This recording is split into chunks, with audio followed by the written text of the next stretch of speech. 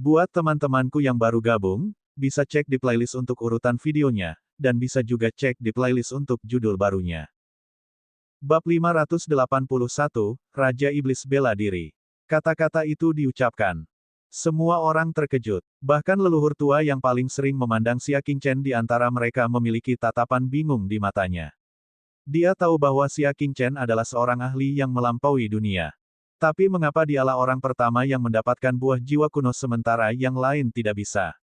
Dia sangat bingung dengan alasannya. Kata-kata Tuan Muda Xia selalu mengejutkan. Xia Hujie tersenyum. Dia mengancam akan memotong lengannya atau mengambil nyawanya. Sekarang, dia telah mengucapkan kata-kata yang mengejutkan.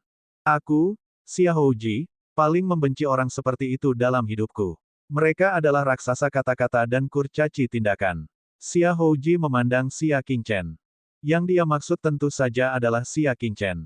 Jika kamu ingin aku mengagumimu, tunjukkan dan buktikan bahwa kamu tidak berbohong. Kata Xia Hujie. Dia jelas-jelas sedang membujuk Xia Qingchen. Biarkan dia memetik buah jiwa kuno yang pertama. Ini harus dikatakan. Dia menghitung dalam segala hal. Namun, apakah dia bisa dianggap sebagai Xia Qingchen? Xia Qingchen menatapnya, tatapannya seolah sedang melihat seekor semut. Kamu pikir kamu siapa? Apakah menurutmu kamu pantas jika aku peduli dengan sikapmu? Akankah dewa peduli jika manusia menganggap dirinya tinggi? Mungkin dia akan melakukannya. Namun, Xia Qingchen tidak mau melakukannya. Itu karena dia adalah raja dari semua dewa. Xia Houji jelas terkejut. Dia merasakan aura yang tak terlukiskan dalam sekejap. Mata sang patriark berbinar. Dia merasakan tekanan yang tidak bisa dijelaskan. Seolah-olah dewa sedang menatapnya. Mereka menemui jalan buntu. Tawa nyaring datang dari langit. Awan putih melonjak, dan arus udara bergejolak. Seorang lelaki tua iblis melangkah ke udara dan tiba di langit di atas gerbang Dewa Xiaohu dengan aura yang tajam. Orang tua itu berusia 80-an. Matanya merah tua dan wajahnya emas pucat. Di dahinya, ada urat biru tua yang menonjol keluar dari kulitnya seperti cacing tanah. Ia menggeliat dan menggeliat, merembes keluar. Dia ditutupi baju besi iblis, tulang belikatnya ditutupi duri tajam, dan ada iblis dengan mulut besar berdarah terukir di dadanya. Itu menimbulkan perasaan tidak menyenangkan. Hahaha, Pak Tua Qianjue, kenapa kamu tidak memberitahuku ketika buah jiwa kuno dibuka? Petik 1. Orang tua itu tertawa dan mendarat dengan tangan di belakang punggung. Baru pada saat itulah kerumunan itu menyadari bahwa ada seorang anak laki-laki yang mengikuti di belakang lelaki tua itu. Usianya sekitar 20 tahun. Tatapannya sedingin es saat dia memandang segala sesuatu di dunia tanpa emosi.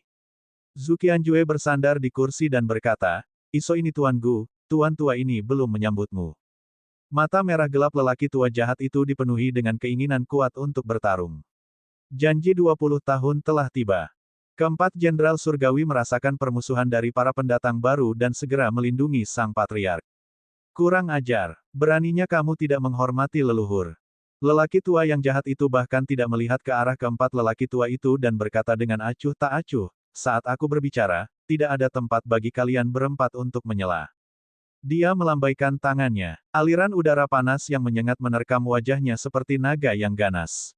Keempat jenderal surgawi secara alami tidak takut dan bekerja sama untuk menyelesaikannya.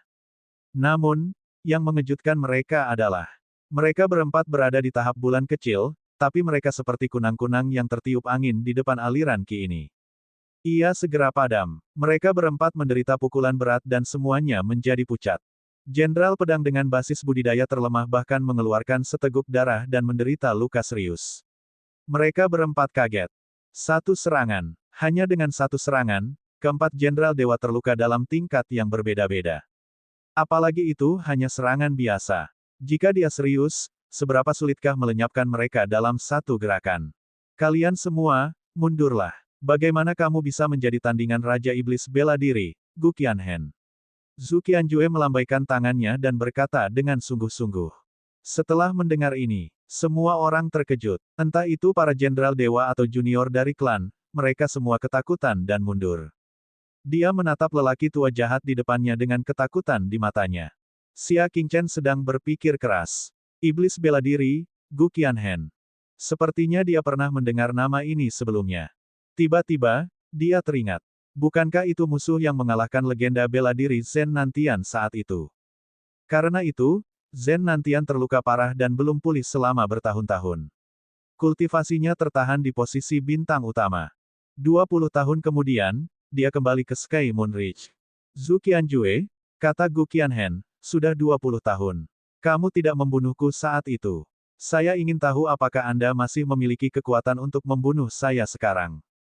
Zhu Qianjue menghela nafas. 20 tahun yang lalu, Gu Qianhen, yang dikenal sebagai Raja Iblis dari jalur bela diri, tiba-tiba datang ke punggung Bukit Langit Bulan. Dia telah menantang semua ahli di Sky Moon Ridge. Karena kekejaman mereka, semua penantang mengalami luka serius yang sulit pulih seumur hidup. Sebagai ahli nomor 1 di punggung Langit Bulan, Zhu Qianjue tidak punya pilihan selain mengambil tindakan. Sebelum dia bisa menyerang Van Kuiser Selatan, dia telah melukainya dan mengusirnya. Sebelum dia pergi, Gu Qianhen pernah berkata bahwa dia akan membalas dendam dalam 20 tahun. Hari ini, dia datang sesuai janjinya. Oleh karena itu, Zhu Qianjue berpura-pura sakit parah untuk menghindari musuh bebuyutannya. Dalam 20 tahun terakhir, dia tertahan oleh trauma mentalnya, dan sulit baginya untuk meningkatkan kultivasinya. Di sisi lain, Gu Qianhen. Dia menantang para ahli di wilayah dingin, dan kekuatannya menjadi semakin menakutkan.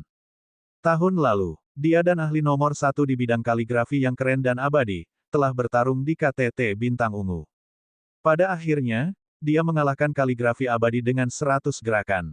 Dia telah menjadi ahli nomor 1 di wilayah sejuk. Pangeran Liang telah menghabiskan banyak uang untuk mempekerjakan Gu Qianhen sebagai penguasa surgawi kediaman Pangeran Liang dan berbagi dunia dengannya. Mungkin ada yang bertanya, bagaimana mungkin Zhu Qianjue, yang sedang sakit parah, bisa menjadi tandingan Gu Qianhen? Zhu Qianjue tahu bahwa dia tidak dapat menghindarinya, jadi dia berdiri dan berkata, saya bisa mati, tetapi rakyat saya tidak bersalah. Tolong tunjukkan belas kasihan, sekelompok semut. Gu Qianhen tertawa. Aku hanya akan mengotori tanganku jika aku menyerangnya. Dia akan melawan Zhu Qianjue. Buat perubahan Anda, saya masih ingat dendam serangan telapak tangan saat itu, kata Gu Qianhen.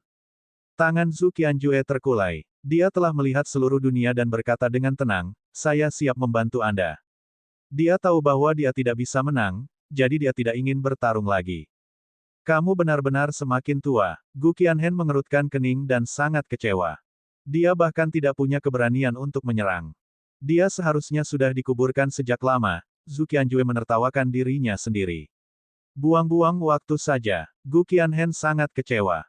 Semangat juangnya pun padam. Untuk seseorang yang bahkan tidak memiliki keinginan untuk bertarung, dia bahkan tidak dapat membangkitkan keinginan untuk bertarung. Dia kemudian melihat orang-orang yang hadir dan menggelengkan kepalanya. Sky Moon Ridge tidak lagi memiliki lawan yang layak. Dia berhenti. Dia tiba-tiba menyipitkan matanya dan berkata, tunggu. Bukankah ada sekte Dewa Yuan lainnya di punggung Bukit Langit dan Bulan? Sepertinya ada monster tua di dalam. Kekuatan di bawah kakinya naik dan mengangkatnya ke udara. Pemuda di belakangnya hendak mengikuti. Kamu Mo Qiong? Kata Gu Qianhen, kamu tinggal di sini dan berdebat dengan junior gerbang Dewa Xiahu. Aku akan segera kembali. Dia baru saja pergi. Para junior dari gerbang Dewa Xiahu semuanya tersentak. Gudang Setan Malam. Siapa yang tidak tahu tentang tiga kata ini? Itu adalah tokoh terkemuka peringkat ketiga di papan universal, dan dikabarkan bahwa kekuatannya telah mencapai tingkat bintang hebat. Dia sebenarnya adalah murid Gu Qianhen. Zhu Qianjue terkejut. Tahun lalu, bakat muda yang menggemparkan dunia telah muncul di papan universal. Namanya Kamu Mo Qiong. Dia telah menantang salah satu dari 10 ahli di Dewan Universal. Dia mengalahkan mereka satu persatu dan akhirnya mencapai posisi ketiga. Untuk sementara waktu, hal itu mengguncang miliaran orang di dunia keren. Semua orang mencoba menebak asal-usul kubah iblis malam. Dia tidak mengharapkan ini. Dia sebenarnya adalah murid Gu Qianhen. Pihak lain baru berusia 20 tahun. Meskipun dia lebih tua dari mereka, tingkat kultivasinya jauh berbeda.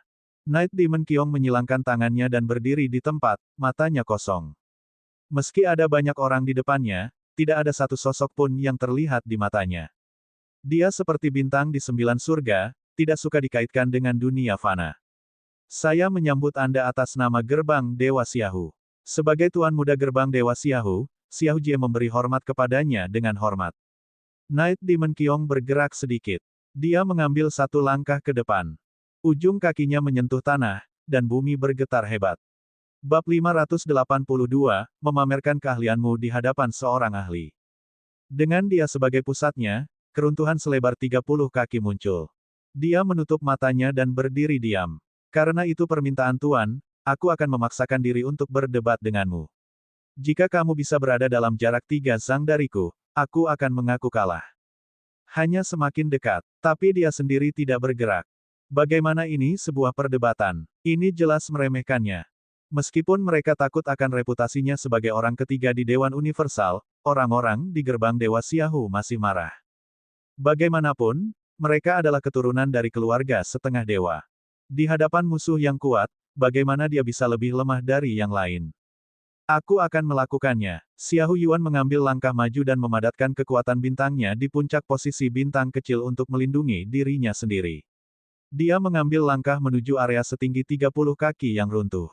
Siapa yang tahu? Ujung kakinya menyentuh tepi reruntuhan, dan dia segera terbang kembali seolah-olah dia tersengat listrik. Ada kabut berdarah di ujung kakinya. Jari-jari kakinya rusak parah dan busuk. Para pemuda gerbang surgawi Xiahou yang hendak melangkah maju menghentikan langkah mereka.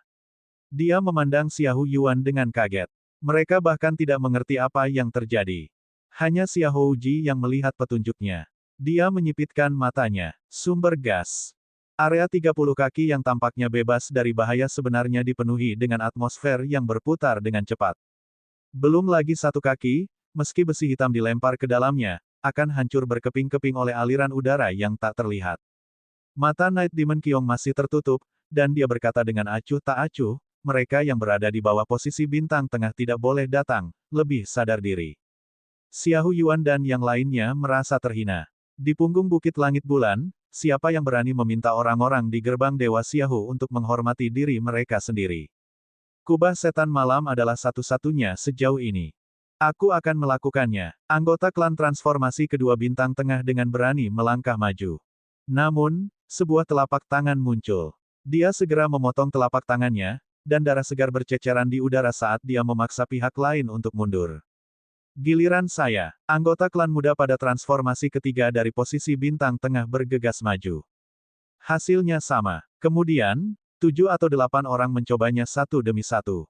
Tanpa terkecuali, semuanya berakhir dengan kegagalan. Semuanya penuh luka, namun tak satu pun dari mereka melangkah dalam radius 10 meter. Perbedaan besar menghancurkan harga diri klan gerbang Dewa Xiahou. Dia terlalu kuat. Perbedaannya terlalu besar. Itu begitu besar sehingga mereka putus asa dan tidak akan pernah bisa mengejar ketinggalan seumur hidup mereka. Pada akhirnya, hanya Xiahou Jie yang tersisa di gerbang Dewa Xiahou. Tuan muda, terserah kamu. Tuan muda, silakan bergerak. Xiahou Ji mengerutkan kening dalam hati. Dia menunda sampai akhir untuk mengamati lemahnya aliran udara. Namun, setelah 8 serangan dari anggota klannya, dia hanya sampai pada satu kesimpulan. Itu sempurna. Jika dia menyerang, dia juga tidak akan bisa melakukan apapun terhadap sumber gas dan pasti akan kalah. Namun, seluruh klan ada di sini. Sebagai tuan muda, dia tidak bisa mundur. Aku akan melakukannya. Xiahou Jie menarik napas dalam-dalam. Dia meledak dengan budidaya transformasi kelima tingkat bintang menengah, dan teknik tubuh serta teknik seni bela diri berada di puncaknya. Seperti seekor naga yang terbang keluar dari laut, dia menendang sumber gas tersebut. Bang! Terdengar suara teredam. Aliran gas tiba-tiba bergetar. Setelah sedikit kebuntuan, Xiahou Ji masih terdorong mundur. Dia melakukan backflip yang ramah tamah dan berdiri dengan mantap. Dia tidak terluka sama sekali. Night Demon Qiong akhirnya membuka matanya. Untuk pertama kalinya, dia menatap mata Xiahou Ji. Akhirnya, ada bibit yang lumayan. Dia mungkin berada di peringkat 70-an di papan universal. Mendingan, ini bisa dianggap sebagai evaluasi yang sangat tinggi. Kekuatan tuan muda kamu sangat mengejutkan. Saya dengan tulus yakin akan kehilangan saya. Xiahou Ji memujinya tanpa jejak. Aku setahun lebih tua darimu, jadi aku tidak layak menerima pujianmu, kata Night Demon Qiong acuh tak acuh. Semua orang merasa getir saat mendengar ini. Lalu bagaimana jika mereka diberi waktu 1 tahun untuk bercocok tanam? Tidak mungkin untuk mencapai level kubah Night Demon. Orang-orang di gerbang Dewa Xiahou semuanya tertekan. Mereka merasa hari ini adalah hari tergelap dalam sejarah gerbang Dewa Xiahu. Harga diri mereka telah diinjak-injak ke dalam lumpur oleh seseorang bernama Night Demon Dome. Wow, sialang, berikan aku yang ini juga. Gadis malang, kamu sudah makan satu, mau apa lagi? Hati-hati atau saya akan menumbuhkan bulu di wajah anjing saya dan segera menjadi bermusuhan. Tidak apa-apa asalkan kamu makan makanan kesukaanmu. Mengapa Anda bertengkar dengan kami karena buah jiwa kuno? Petik 1. Namun, generasi muda gerbang Dewa Xiahu merasakan kegelapan. Suara perkelahian yang sumbang bisa terdengar. Mereka melihat ke arah suara itu. Dia melihat Xia Qingchen, para pelayannya, dan hewan peliharaan iblisnya memetik buah jiwa kuno seolah-olah tidak ada orang lain di sekitarnya. Saat mereka berdebat serius, Xia Qingchen dan yang lainnya sedang memetik buah. Selanjutnya, dia sudah memilih yang kedua. Apa? Night Demon Qiong menoleh dan berkata dengan tenang, apakah kamu tidak akan mencobanya? Menurutnya, mereka yang muncul di sini pastilah anggota gerbang Dewa Xiahu. Xia Qingchen bahkan tidak menoleh dan berkata dengan tenang, kamu menantang klan gerbang Dewa Xiahu. Sebagai orang luar, saya tidak akan ikut bersenang-senang.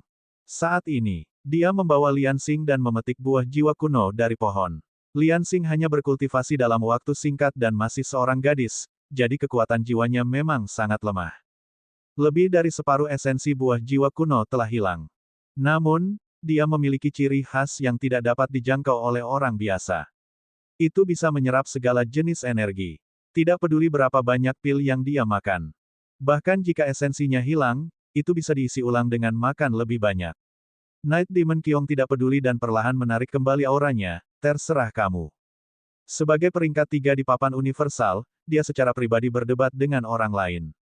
Ini adalah sesuatu yang hanya bisa diimpikan oleh banyak favorit surga di papan universal. Xia Qingchen menolak. Perlukah disebutkan siapa yang akan menderita kerugian? Xiahou Yuan memutar matanya, Tuan muda kamu mungkin tidak mengetahui hal ini. Ini adalah tuan muda terkenal Xia Qingchen dari punggung Bukit Bulan Surgawi. Dia mengaku sebagai orang nomor 1 di antara generasi muda punggung Bukit Bulan Surgawi. Apakah begitu? Aliran udara yang ditarik kembali di kubah iblis malam terbuka sekali lagi. Dia menatap Xia Qingchen dengan pandangan tertarik dan berkata, serang. Xia Qingchen tidak bisa mengganggunya dan mengangkat Liansing. Dia akhirnya mencapai buah jiwa kuno berwarna merah tua kedua. Dia hendak melepasnya. Night Demon Qiong menjentikkan jarinya. Arus udara yang tajam dan lembut menyapu seperti angin puyuh. Buah jiwa kuno hancur berkeping-keping di tempat, berubah menjadi jus merah yang membasahi wajah Liansing. Ada juga sepetak hujan yang turun di dada Xia Qingchen. Ekspresi Xia Qingchen menjadi dingin. Dia meletakkan Liansing yang marah dan menoleh untuk melihat malam Demon Qiong. Kamu pikir kamu sangat kuat? Xia Qingchen. Night Demon Qiong memandang Xia Qingchen dari jauh. Saya minta maaf kepada Anda karena bisa masuk dalam jarak 30 kaki dari saya. 3 Zhang. Tatapan Xia Qingchen dingin dan tenang. Dia berkata dengan acuh tak acuh, anak muda, jangan menantang orang lain hanya karena kamu telah mengembangkan beberapa teknik rahasia. Ada banyak tabu di dunia ini yang tidak kamu ketahui. Seorang pria muda. Tidak peduli bagaimana orang melihatnya, Night Demon Qiong lebih tua dari Xia Qingchen. Dari mana datangnya nada seorang penatua yang menguliahi juniornya? Xia Houji dan yang lainnya membalas tertawa seolah-olah mereka sedang menonton lelucon. Hanya malam mata Demon Qiong akhirnya menunjukkan sedikit keseriusan. Ketika dia melihat tatapan Xia Qingchen, dia merasa seolah-olah sedang melihat tuannya, Gu Qianhen. Tapi kamu bukan salah satu yang tabu. Dia menjentikkan jarinya. Aliran udara berputar. Semua orang mengira Xia Qingchen akan menghindar. Bagaimanapun, sumber energi dari kubah iblis malam benar-benar sangat kuat. Bahkan Xiahou Jie mengaku kalah. Tetapi, Xia Qingchen berdiri di tempatnya semula, tidak bergerak 1 inci pun. Aliran udara yang berputar-putar itu seharusnya melesat ke arah dadanya. Siapa sangka benda itu tiba-tiba berubah arah dan terbang secara diagonal, melewati bahunya. Night Demon Qiong akhirnya menurunkan lengannya dan menatap Xia Qingchen. Anda adalah. Dia samar-samar bisa melihat lapisan aliran udara yang sangat halus di sekitar tubuh Xia Qingchen. Dalam hal kedalaman dan kelancaran, dia sebenarnya lebih rendah. Xia Qingchen maju selangkah dan dengan tenang berkata, tunjukkan sedikit keahlianmu di hadapan seorang ahli. Dia tidak tahu di mana kubah iblis malam berada ketika dia mengolah sumber gas. Bab 583, mengakui kekalahan. Dia mengambil satu langkah ke depan. Sumber gas di sekitar tubuhnya berkembang pesat. Dari 1 zang, tiba-tiba berkembang menjadi 100 zang. Kedua bola gas, satu besar dan satu kecil, dengan cepat bersentuhan dan langsung meledak menjadi benturan yang mengejutkan. Puff! Awalnya ledakannya kecil, disusul dengan suara letusan gunung berapi. Terlihat dengan mata telanjang, bola-bola bunga api berhamburan akibat benturan tersebut. Gesekan itu hanya bersifat sementara. Bola gas Xia Qingchen terus bertabrakan.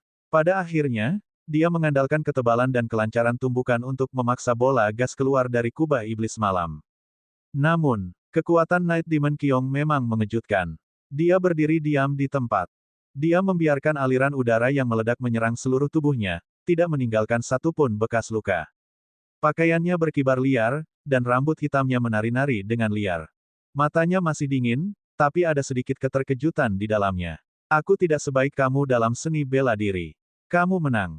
Xia Qingchen memang tidak berada dalam jarak 30 kaki darinya. Namun, dia berhasil menembus sumber gasnya secara langsung. Itu bahkan lebih mengejutkan daripada berada dalam jarak 3 kaki. Saya minta maaf atas kecerobohan saya. Dia menoleh ke Zhang Lianxing dan berkata dengan tulus. Dia berkata, dia melompat ke pohon jiwa kuno dan mengambil buah jiwa kuno yang matang dengan satu tangan. Mental intens yang dihasilkannya menyebabkan Night Demon Qiong berhenti selama 20 napas sebelum melarikan diri dari ilusi tanpa ekspresi. Dia dengan mudah memetik buah itu dan memberikannya kepada Zhang Lianxing. Kemarahan yang terakhir akhirnya diredakan, dan dia mendengus, ini lebih seperti itu. Night Demon Qiong masih dingin. Dia memandang Xia Qingchen dan menganggap dirinya sebagai seseorang dari generasi yang sama untuk pertama kalinya. Dia membungkuk dan berkata, saya kamu Mo Qiong, dan merupakan kehormatan bagi saya untuk bertemu dengan ahli nomor 1 dari generasi yang sama di Sky Moon Ridge. Xia Houji, yang berada di samping. Dia tidak bisa menahan diri untuk tidak mengepalkan tangannya. Dia hanya mengalihkan masalah ke timur dan berpura-pura mengatakan bahwa Xia Qingchen adalah orang nomor 1 dari generasi yang sama di punggung Bukit Bulan Surgawi. Siapa sangka malam itu Demon Qiong akan berpikir begitu. Tuan muda kamu, tolong jangan buat dia malu, kata Xia Houji sambil tersenyum. Bukit langit bulan kami penuh dengan harimau yang berjongkok dan naga yang tersembunyi. Dia tidak layak menjadi orang nomor 1. Apa yang dia dapatkan sebagai tanggapannya adalah tatapan dingin seperti es dari Night Demon Qiong. Xia Houji tidak bisa melanjutkan, dan dia segera menutup mulutnya. Jika dia bukan yang pertama, lalu kamu. Dari segi kekuatan, dia 10 kali lebih kuat darimu, Tuan Muda Xiaohu. Meskipun itu hanya pertukaran singkat, pengalaman pertempuran kubah Night Demon yang kaya sudah bisa mengetahui siapa yang lebih kuat. Xia Houji tidak yakin. Dia tersenyum dan berkata, tentu saja saya malu menjadi yang nomor 1. Namun, dia hanya menggunakan satu gerakan, dan saya khawatir dunia akan mengkritiknya karena menjadi orang nomor 1 di Sky Moon Ridge. Night Demon Qiong berdiri dengan bangga, jika aku berkata begitu, biarlah. Jika Anda tidak yakin, datang dan tantang saya. Petik 1. Kata-katanya singkat, tetapi memancarkan kepercayaan diri dan dominasi yang tak terbatas. Memang, di generasinya, selain 2 orang yang berada di puncak Dewan Universal, dia belum menantang mereka. Tidak ada seorang pun di dunia ini yang bisa menandinginya. Setelah itu, dia menoleh ke arah Xia Qingchen. Aku lebih tua 1 tahun darimu. Saya tidak akan bersaing dengan Anda dalam hal kultivasi. Beberapa tahun kemudian, saya harap Anda bisa menjadi musuh yang bisa saya lawan. Di levelnya, dia tidak peduli menang atau kalah. Lebih dari itu, ada musuh yang tidak bisa mereka lawan. Para ahli selalu kesepian. Hal ini telah terjadi sejak zaman kuno. Tidak akan memakan waktu bertahun-tahun. Saya baik-baik saja. Xia Qingchen menarik kembali aliran ki-nya, 1 tahun akan. Tahun, kamu cukup sombong, kata Night Demon Qiong terus terang. Graji terkekeh. Tuanku Chen disakiti oleh orang jahat. Dia kehilangan waktu kultivasi selama 3 tahun, tetapi dia masih memiliki kekuatan seperti itu. Beri dia 1 tahun lagi. Apakah dia akan kesulitan mengejar Anda? Petik 2. Setelah mendengar ini, berapa lama waktu yang Anda butuhkan untuk mencapai level Anda saat ini? Kamu Mo Qiong terkejut. Graji secara pribadi telah menyaksikan pertumbuhan basis budidaya Xia Qingchen dan mempunyai suara terbanyak. 2 tahun. Saya telah berada di tingkat pancaran ketiga dari tahap konstelasi minor sejak saat itu. Bagaimana mungkin? Bahkan dengan apa yang dilihat dan didengar Night Demon Qiong, dia mengatakan bahwa itu tidak mungkin. Dari pertukaran pukulan sebelumnya, budidaya Xia Qingchen seharusnya mencapai transformasi keempat tingkat bintang menengah. Hanya dalam 2 tahun, dia hampir mencapai titik seperti itu dari nol. Sebaliknya, dia menghabiskan 4 tahun penuh untuk mencapai level itu. Dari apa yang dia tahu, rekor terbaik adalah yang ada di papan universal, Earth One, yang hanya membutuhkan waktu 3 tahun. Xia Qingchen baru menghabiskan 2 tahun. Sungguh sulit dipercaya, makanya nak, kamu harus berlatih sekuat tenaga. Jika tidak, Anda tidak akan bisa mengalahkan Tuan Chen dalam setahun. Wajah Graji dipenuhi rasa bangga. Night Demon Qiong melirik Xia Qingchen dalam-dalam dan mengepalkan tinjunya, bertanya, bolehkah aku tahu namamu? Dia telah mengalahkan semua musuhnya di papan universal, tapi dia tidak pernah menanyakan nama mereka. Xia Qingchen adalah satu-satunya. Xia Qingchen. Dia berkata. Night Demon Qiong menggumamkan beberapa kata dan senyuman muncul di wajahnya. Sky Moon Ridge, perjalanan ini tidak sia-sia. Semula, dia pergi ke Danau Perak untuk menantang jenius peringkat 2 dari Dewan Universal, Hua Wenlei. Punggung Bukit Langit dan Bulan sedang dalam perjalanan. Dia tidak menyangka bahwa dia akan benar-benar bertemu dengan Xia Qingchen. Potensinya begitu mengerikan sehingga orang hanya bisa menghela nafas takjub. Jika dia diberi waktu 1 tahun, sulit membayangkan level apa yang akan dia capai. Xia Qingchen dengan tenang mengangguk. Sialang, buah jiwa kuno lainnya telah matang. Lian Xing menggerogoti setengah buah jiwa, tapi matanya memikirkan buah jiwa lainnya. Perhatian semua orang segera beralih ke buah jiwa kuno. Buah jiwa kuno akan matang dalam skala besar, dan tidak ada waktu untuk menundanya. Tuan muda kamu, kata Zhu Qianjue, jika Anda tidak keberatan, Anda dapat memilih satu. Dibandingkan sebelumnya, sikap Night Demon Qiong jauh lebih lembut, maka tidak sopan jika menolak. Zhu Qianjue melihat ini dan memikirkan pepatah lama. Naga dan ular tidak hidup bersama. Naga, hanya dengan naga. Gudang iblis malam hanya akan dikaitkan dengan naga sejati Xia Qingchen, yang berada di level yang sama dengannya. Mereka berada pada level yang sangat berbeda dari junior gerbang Dewa Xiahu. Semuanya, bersiaplah. Masing-masing satu pil dan buat catatan. Ucapnya sambil mengetuk tanah dengan ujung kakinya. Bumi retak. Dari batu kapur, sebuah tablet batu setinggi 10 meter perlahan naik. Ada nama dan nomor yang terukir di atasnya. Itu adalah catatan pemetikan buah jiwa kuno sejak buah jiwa kuno diciptakan. Rekor terbaik adalah nenek moyang Xiahu sebelumnya, yang berhasil keluar dari ilusi buah jiwa kuno dalam 6 tarikan napas. Dia, sebaliknya, menghabiskan 10 napas. Seperti yang diharapkan, buah jiwa kuno mulai matang dalam skala besar. Para tetua klan telah mencicipi buah jiwa kuno bertahun-tahun yang lalu, tetapi tidak ada gunanya makan lebih banyak. Oleh karena itu, kali ini mereka memberikan kesempatan kepada generasi muda. Masing-masing dari kalian akan memilih satu. Ayo pergi satu per satu, kata Zhu Qianjue. Yang pertama pergi adalah Xiahu Yuan. Dengan bantuan para tetua, dia tiba di pohon jiwa kuno dan mengambil buah jiwa kuno berwarna merah tua. Buah jiwa kuno segera mulai memancarkan aura unik yang menyebabkan Xiahu Yuan jatuh ke dalam ilusi. Waktu perlahan berlalu. Tampaknya mudah bagi Night Demon Qiong untuk memetik satu buah jiwa kuno setiap 20 napas. Namun, Xiahu Yuan telah terperangkap di dalamnya selama setengah dupa. Totalnya, lebih dari 150 napas. Ketika buah jiwa kuno dipetik, 70% esensinya telah hilang karena waktu yang lama. Efeknya mungkin tidak mampu membuat basis budidaya bintang tengahnya menembus suatu level. Wajah Xiahu Yuan sedih dan tak berdaya. Tidak buruk. Namun, Jenderal Pedang memberikan penilaian yang baik. Tidaklah terlalu buruk untuk memetik buah jiwa kuno dalam 150 napas. Seperti yang diharapkan, anggota klan berikutnya benar-benar asyik selama dupa. Bab 584, sangat kecewa. Ketika dia bangun, buah jiwa kuno di tangannya hampir membusuk dan bahkan tidak memiliki 10% esensinya.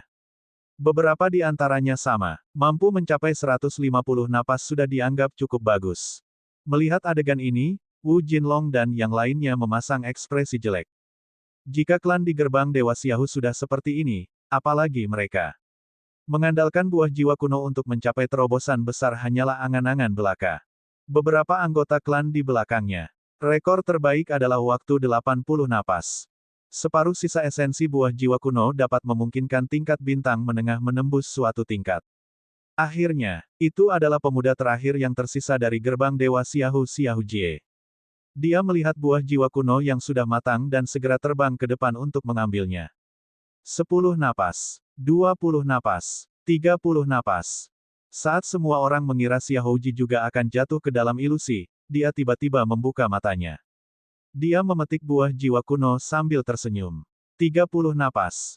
Para tetua Xiahu tergerak. Dia baru berusia 19 tahun, tapi dia sudah terbangun dalam 30 napas. Energi mentalnya jauh melampaui rekan-rekannya. Jenderal Pedang adalah orang pertama yang mengungkapkan pujiannya yang luar biasa. Bahkan Zhu Qianjue menganggukkan kepalanya sedikit untuk menunjukkan persetujuannya. Hal-hal seperti kekuatan spiritual tidak ada hubungannya dengan tingkat kultivasi. Itu tergantung pada pikiran seseorang, kemauan keras, dan faktor lainnya. Biasanya, semakin banyak pengalaman yang dimiliki seseorang, semakin kuat pula semangatnya. Hanya sedikit orang seusianya yang mencapai level Xiaoji. Xiaoji memetik buah jiwa kuno dengan ekspresi bangga di wajahnya. Meski tidak sebagus kubah Night Demon, namun tidak jauh dari itu. Buah jiwa kuno ini mengandung 70% esensinya, cukup baginya untuk menembus 1,5 level. Dia mengalihkan pandangannya dan melihat ke arah Xia Qingchen dan yang lainnya. Sekarang giliranmu. Wu Jinlong dan Su Yuan langsung menjadi gugup dan tidak berani melangkah maju. Dia takut dia akan kehilangan muka jika dia terlalu bersemangat. Xia Qingchen menghibur mereka, semakin gugup Anda, semakin mudah Anda terjebak di dalamnya. Selain itu, kekuatan energi spiritual seseorang tidak ada hubungannya dengan kultivasi atau latar belakang seseorang. Kalian mungkin tidak kalah dengan murid gerbang Dewa Xiahu. Di sisi lain, anggota gerbang Dewa Xiahu memiliki lingkungan yang unggul dan jarang menerima pelatihan spiritual. Adapun Wu Jinlong dan Su Yuan, mereka berada di tanah suci awan bintang dan telah naik dari bawah, jadi kekuatan spiritual mereka seharusnya lebih kuat. Keduanya menenangkan emosi dan melangkah maju. Su Yuan pergi duluan. Hasilnya di luar dugaan gerbang Dewa Xiahu. Su Yuan benar-benar terbangun dalam 70 napas dan memperoleh buah jiwa kuno dengan setengah efeknya. Adapun Wu Jin lama, dia bangun setelah 80 napas. Dibandingkan dengan kinerja klan gerbang Dewa Xiahu, dia jauh lebih kuat. Zhu Qianjue memandang anggota klannya yang cemburu dengan kecewa. Bagaimanapun juga, dia adalah bunga yang dibesarkan di rumah kaca, hampir tidak memuaskan. Manfaat buah jiwa kuno yang begitu besar telah diambil oleh pihak luar. Dia telah kehilangan lebih dari separuh rakyatnya. Bagaimana mungkin dia tidak kecewa? Lihat aku. Yue Mingzu mengajukan diri dan melompat ke pohon buah jiwa kuno sambil tersenyum, memetik satu sesuka hati. Dia jatuh ke dalam ilusi dan membuka matanya dengan senyuman setelah 20 napas. Dia mengambil buah jiwa kuno dan melambaikannya di depan orang suci teratai putih. Gerbang Dewa Xiahu sedang gempar. 20 napas. Bagaimana dia melakukannya? Bahkan generasi yang lebih tua hanya berada pada level ini. Zhu Qianjue menatap mutiara bulan dengan saksama. Mutiara bulan terlihat sederhana dari luar, tapi dia pastilah orang yang sangat berpengalaman. Orang suci teratai putih itu tanpa ekspresi saat dia melompat ke pohon buah jiwa kuno. Dia mengulurkan tangan untuk memilih satu dan jatuh ke dalam ilusi selama 17 napas sebelum dengan tenang membuka matanya. 17 napas. Orang-orang di gerbang Dewa Xiahu tidak bisa lagi duduk diam. Bagaimana bisa kedua wanita ini lebih menakutkan dari yang lain? Apa yang dia alami? Itukah sebabnya kekuatan spiritualnya begitu kuat? Orang suci teratai putih memegang buah jiwa kuno dan mendarat. Dia diam-diam kembali ke sisi Xia Qingchen dan membuka mulutnya untuk menelannya. Yue Mingzu diam-diam terkejut. Sebagai anggota bulan kegelapan, dia telah mengalami banyak penyiksaan yang tidak manusiawi, dan kekuatan spiritualnya tidak sebaik orang suci teratai putih. Malam Demon Qiong memandang orang suci teratai putih dengan heran. Dia telah menanggung rasa sakit luar biasa yang tak terhitung jumlahnya yang tidak dapat dibandingkan dengan orang biasa, dan kekuatan spiritualnya hanya melemah hingga hari ini. Usia wanita ini hampir sama dengannya, mungkinkah dia mengalami lebih banyak rasa sakit daripada dia? Saudara Xia dulu, atau haruskah aku pergi dulu? Tentu saja, satu malam yang paling diminati oleh Demon Qiong adalah Xia Qingchen. Intuisinya memberitahunya bahwa Xia Qingchen, yang tidak menunjukkan emosi apapun, adalah yang paling menakutkan. Anda duluan. Jika aku pergi duluan, akan ada masalah. Xia Qingchen berbicara. Night Demon Qiong tidak menyelidiki lebih jauh dan melompat ke dahan pohon. Dia memetik buah jiwa kuno lainnya. Pada saat ini, dia terjebak dalam ilusi selama 19 napas sebelum dia membuka matanya. Dia telah mencoba yang terbaik, tetapi napasnya hanya berkurang satu dari sebelumnya. Dia memandang orang suci teratai putih dengan penuh arti. Tidak diketahui pengalaman tak terlupakan seperti apa yang dialami wanita ini hingga memiliki kekuatan spiritual yang tak tertandingi dan menakutkan. Dia mengalihkan pandangannya dan menangkupkan tangannya ke arah Xia Qingchen. Sekarang giliranmu, mari kita tunggu dan lihat. Tatapan semua orang yang hadir juga beralih ke Xia Qingchen. Kedua teman wanitanya sama-sama menunjukkan kekuatan spiritual yang menakjubkan. Xia Qingchen sendiri kemungkinan besar tidak akan memiliki harga yang murah juga. Xia Houji menyipitkan matanya dan memberikan lebih banyak tekanan sambil tersenyum tipis. Kamu orang nomor satu di Sky Moon Ridge. Jangan lebih buruk dari orang-orang di sekitarmu. Dia ingin mengganggu kondisi pikiran Xia Qingchen. Mulut babi tidak bisa mengeluarkan gigi anjing. Apakah menurutmu Tuan Chen membutuhkan 30 napas seperti orang tak berguna sepertimu? Lian Xing memelototinya. 30 napas, dan dia masih tidak berguna. Orang-orang di gerbang Dewa Xiaohu marah tetapi tidak punya tempat untuk melampiaskannya. Ada terlalu banyak ahli energi spiritual tak terduga kali ini, dan mereka telah mengalahkan Xiaohu Jie yang jarang terlihat. Sebagai perbandingan, itu memang sangat pas-pasan. Xiaohu Jie tidak marah sama sekali. Dia hanya tersenyum. Dia juga khawatir. Dari penampilan Xia Qingchen dalam segala aspek, kekuatan spiritualnya mungkin tidak lemah. Kemungkinan dia melampaui dirinya sangat tinggi. Zhu Qianjue juga menatapnya penuh harap. Sebagai seorang ahli di luar dunia, Xia Qingchen bahkan tidak perlu berbicara tentang 30 napas. Itu mungkin terjadi dalam 10 napas. Dia bahkan mungkin melampaui rekor terkuat dan mencapainya dalam 6 tarikan napas. Bahkan Jenderal Pedang, yang tidak menyukai Xia Qingchen, mengerutkan kening dan menatapnya. Semua orang fokus. Ekspresi Xia Qingchen tidak berubah saat dia melompat ke pohon buah jiwa kuno. Dia dengan lembut mengambil buah jiwa kuno. Saat itu juga, lingkungan di sekitar Xia Qingchen segera berubah. Dia berdiri di langit berbintang dan menatap ke depan. Seorang wanita yang sedang bermain seruling terpesona oleh 100 burung memberi penghormatan kepada Phoenix. Itu sepi. Dia terisolasi dari dunia. Xia Qingchen memperhatikan dan mendengarkan dengan tenang. Di dunia luar, waktu sudah mulai berlalu. 5 napas berlalu. Mata Zhu Qianjue dipenuhi penyesalan. Dia mengira Xia Qingchen mungkin bisa melampaui leluhur lama sebelumnya. Pada akhirnya, dia tidak melakukannya. Aku seharusnya bisa mencapainya dalam 10 tarikan napas, kan? Zhu Qianjue berpikir. Jika dia bisa keluar dari ilusi dalam 10 tarikan napas, bagaimana mungkin Xia Qingchen? Namun, setelah 10 napas, Xia Qingchen masih belum menunjukkan tanda-tanda bangun dan masih tertidur lelap. Zhu Qianjue terkejut, bahkan tidak sampai 10 napas. Apa aku salah menilai dia? Pandangannya tentang Xia Qingchen sebagai seorang ahli di luar dunia goyah. 20 napas. Dia masih sama. Orang suci teratai putih dan Yue Mingzu tampak normal. Mereka tidak terkejut. Fakta bahwa mereka dapat mencapai 17 dan 20 napas terkait dengan pengalaman hidup mereka. Tidak aneh jika Xia Qingchen tidak mampu mencapainya. Di sisi lain, Night Demon Qiong tertegun dan kecewa, dan di sini saya berpikir bahwa Anda akan menjadi tandingan saya dalam daoroh. Bab 585, Pergantian Peristiwa. Sangat cepat, 30 napas. Xia Qingchen masih belum menunjukkan tanda-tanda bangun.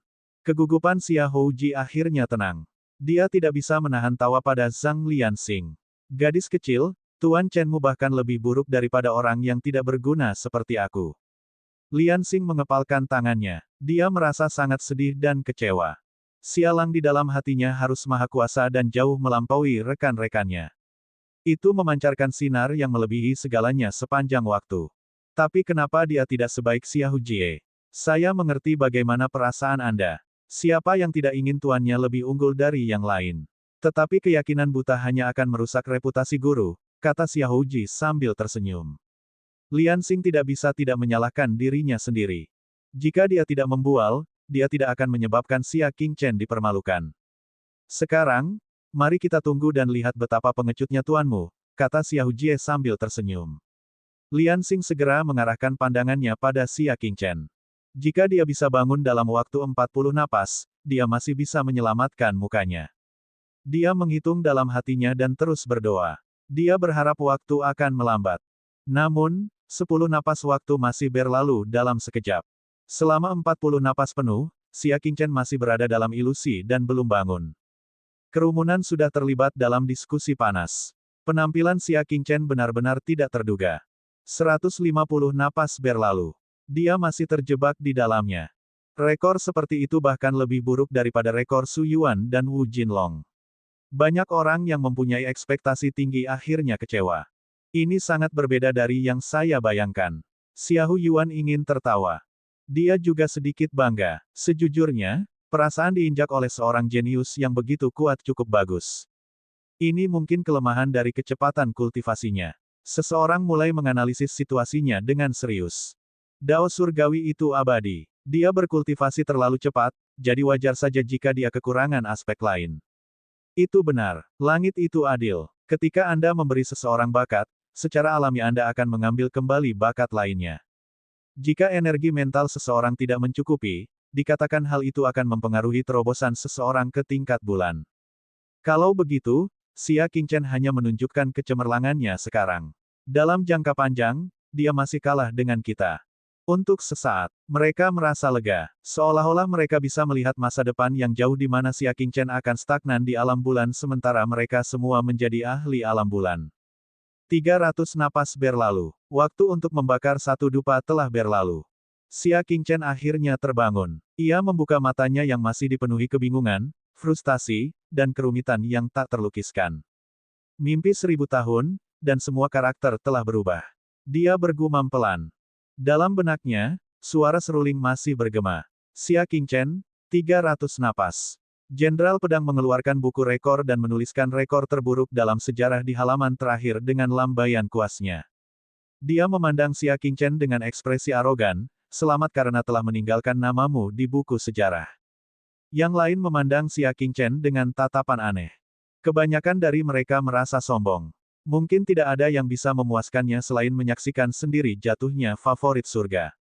Mata Lian Xing sudah berkaca-kaca saat dia menahan kesedihannya. Sialang, kenapa lama sekali? Xia Qingchen sadar kembali. Dia memetik buah jiwa kuno dan terbang ke bawah. Dia berkata dengan sedikit linglung, aku pernah mendengar beberapa lagu yang kuingat, tapi aku ingin melupakannya nanti. Lalu, tahukah kamu berapa lama waktu telah berlalu? Lian Xing bertanya. Dia tidak dapat menerima bahwa Xia Qingchen begitu tenggelam dalam dunia ilusi sehingga dia tidak dapat melepaskan diri. Tidak masalah berapa lama waktu yang dibutuhkan, selama aku punya sesuatu di hatiku. Xia Qingchen berbicara.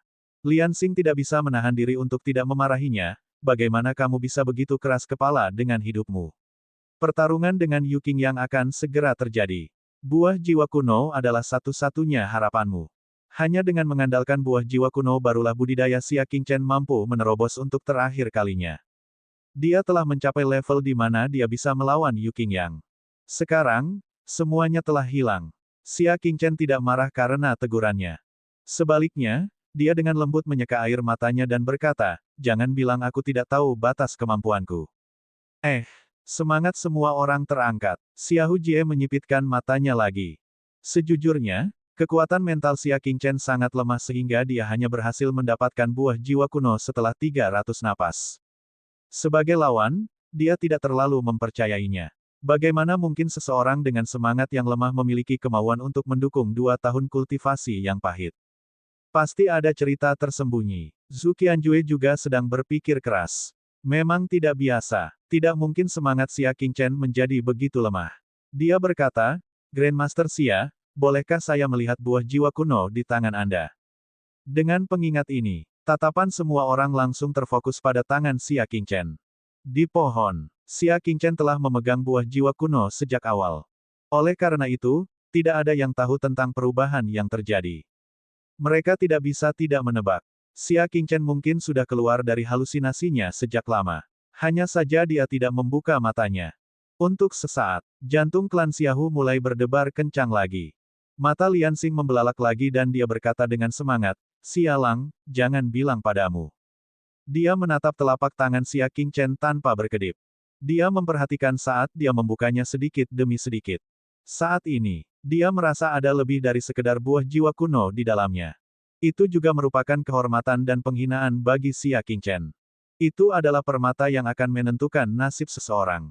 Orang-orang lainnya juga mengalihkan pandangan mereka, dengan cermat memeriksa buah jiwa kuno di dalamnya untuk melihat seberapa banyak esensi yang dikandungnya. Akhirnya, Xia Qingchen membuka telapak tangannya. Namun, buah jiwa kuno yang muncul di depan mata mereka membuat semua orang tercengang. Buah jiwa kuno berwarna merah tua sekarang berwarna putih keabu-abuan dan berkerut.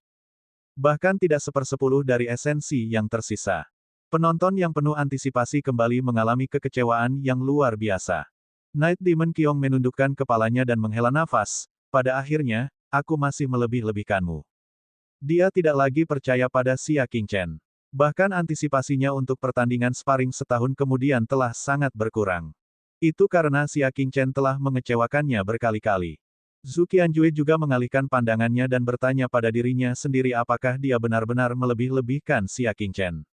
Xiahu itu santai sekali lagi. Keajaiban tidak terjadi. Kebenaran ada di depan mereka. Kondisi mental Xia Qingchen memang sangat buruk, dan pencapaiannya di masa depan akan terbatas. Xiahu Jie mengerucutkan bibirnya dan tersenyum. Pada saat ini, ketika dia melihat ke arah Xia Qingchen yang berada dalam kondisi yang mengerikan, dia tiba-tiba merasa ini sedikit konyol. Dia sebenarnya memperlakukannya sebagai musuh yang perlu ditanggapi dengan serius. Lian Xing menatap buah jiwa kuno yang layu untuk waktu yang lama. Dia mengambilnya dengan tidak percaya dan melihatnya dengan cermat. Itu karena Xia Qingchen seringkali mampu mengubah sesuatu yang busuk menjadi sesuatu yang ajaib. Dia ingin melihat apakah buah jiwa kuno ini sama. Namun, yang mengecewakannya adalah bahwa ini memang buah jiwa kuno yang semakin memudar. Tidak ada hal luar biasa yang terjadi. Lian Xing merasa diskusi itu sangat memekakkan telinga. Seharusnya tidak seperti ini. Seharusnya tidak demikian. Bibir sang jenderal pedang melengkung. Dia tidak pernah merasa bahwa Xia Qingchen begitu luar biasa. Sekarang, dia akhirnya punya kesempatan untuk memverifikasinya. Itu semua karena nenek moyang sudah tua dan kacau, dan dia salah menilai dia. Jenderal pedang menutup gulungan rekaman dan berkata, ini adalah akhir dari panen buah jiwa kuno. Cernalah buah jiwa kuno di tempat. Siapa yang tahu? Suara itu masih ada. Pohon buah jiwa kuno mulai bergetar. Batang, dahan, daun, dan buahnya bergetar semakin hebat.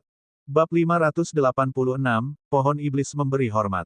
Adegan yang tiba-tiba ini menyebabkan seluruh klan terkejut. Mata Zhu Qianjue membelalak. Samar-samar dia bisa merasakan apa yang akan terjadi. Kaca, batu kapur di dekat pohon buah jiwa kuno hancur. Akar pohon yang sangat tebal menjulur dari dalam. Xia Houji dan anggota klan lainnya terkejut. Mereka semua mundur. Pohon buah jiwa kuno, dia masih hidup.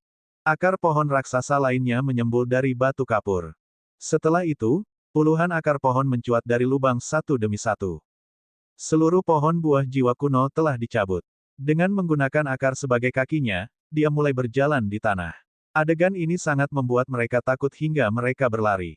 Kenapa kamu berlari? Zhu Qianjue berteriak. Saat itulah semua orang menjadi tenang. Dengan adanya leluhur tua di sini, apa yang perlu dikhawatirkan? Pupil sang jenderal pedang mengecil saat dia menatap pohon buah jiwa kuno yang sedang melangkah mendekat. Dia berkata, leluhur, pohon buah jiwa kuno masih hidup. Siapa yang tahu? Itu hidup, kata Zhu Qianjue dengan tenang. Apa? Semua anggota klan terkejut dengan kata-kata leluhur yang menggemparkan. Itu pohon buah jiwa kuno, kata Zhu Qianjue dengan tenang, itu adalah iblis pohon yang diselamatkan oleh patriark sebelumnya. Itu ditinggalkan di gerbang surgawi Xiahu untuk membalas budi. Para anggota klan tercengang. Pohon buah jiwa kuno sebenarnya berasal dari ini. Mereka selalu mengira bahwa gerbang Dewa Xiahu telah melahirkannya dengan benih uniknya. Namun, pikiran pohon buah jiwa kuno selalu dalam keadaan tidak aktif. Sekarang, dia telah terbangun, kata Zhu Qianjue dengan sungguh-sungguh. Tatapan para anggota klan mengikuti Zhu Qianjue dan mendarat di Xia Qingchen. Hanya ketika kekuatan mental seseorang jauh lebih kuat daripada pohon buah jiwa kuno barulah hal itu dapat mempengaruhi pikirannya, kata Su Qianjue perlahan. Saat ini, banyak orang yang tidak bisa menahan diri untuk tidak terkesiap. Pohon buah jiwa kuno seharusnya sudah memiliki sejarah 1000 tahun. Mungkinkah energi mental Xia Qingchen lebih tinggi daripada pohon iblis berusia 1000 tahun? Seru seorang jenderal dewa. Kamu salah, Zhu Qianjue menggelengkan kepalanya. Anda salah. Apakah seperti ini? Baru setelah itu mereka menghela napas lega. Sepertinya mereka melebih-lebihkan. Xia Qingchen, memang, kata Jenderal Pedang perlahan, bagaimana kekuatan mental seorang pemuda dapat dibandingkan dengan iblis pohon berusia 1000 tahun. Aku tidak percaya Jenderal Pedang mempunyai pemikiran naif seperti itu.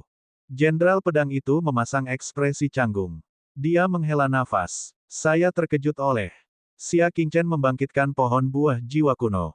Oleh karena itu, saya berpikir terlalu banyak. Hehe, Jenderal Pedang itu tertawa, pada akhirnya, Xia Qingchen hanyalah seorang anak kecil.